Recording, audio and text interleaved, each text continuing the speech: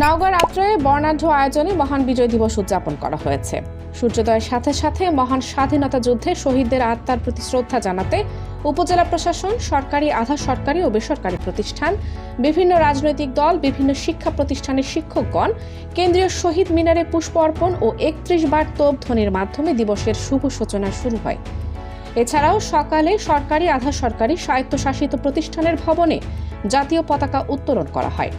উপজেলা প্রশাসনের আয়োজনে ১৬ ডিসেম্বর মঙ্গলবার সকাল ৮টা ৩০ উপজেলা পরিষদ মাঠে জাতীয় সঙ্গীত পরিবেশনের মাধ্যমে আনুষ্ঠানিকভাবে জাতীয় পতাকা উত্তোলন, বেলুন উড়িয়ে এবং পায়রা উড়ানোর মধ্য দিয়ে অনুষ্ঠান শুরু এবং বিজয় মেলার উদ্বোধন করা হয়।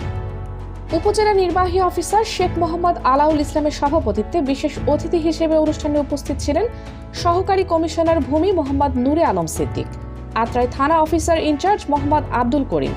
অন্যান্যের মধ্যে উপস্থিত ছিলেন আত্রাই উপজেলা বিএনপির সাধারণ সম্পাদক Mohammad Taslim Uddin, United press club Atrai Naogaon সভাপতি কামাল উদ্দিন টগর, যুগ্ম সাধারণ সম্পাদক মোহাম্মদ আব্দুল মান্নান সরকার, পাচুপুর ইউনিয়ন পরিষদ চেয়ারম্যান সাংবাদিক মোহাম্মদ খবিরুল ইসলাম, উপজেলা কৃষি অফিসার কৃষিবিদ প্রসেনজিৎ তালুকদার, মহিলা বিষয়ক অফিসার মোয়াজ্জেম হোসেন, যুব উন্নয়ন অফিসার এস.এম. নাসির উদ্দিন, বীর মুক্তিযোদ্ধা আব্দুল মান্নান সহ বিভিন্ন দপ্তরের প্রধান ও বীর মুক্তিযোদ্ধারা উপস্থিত ছিলেন।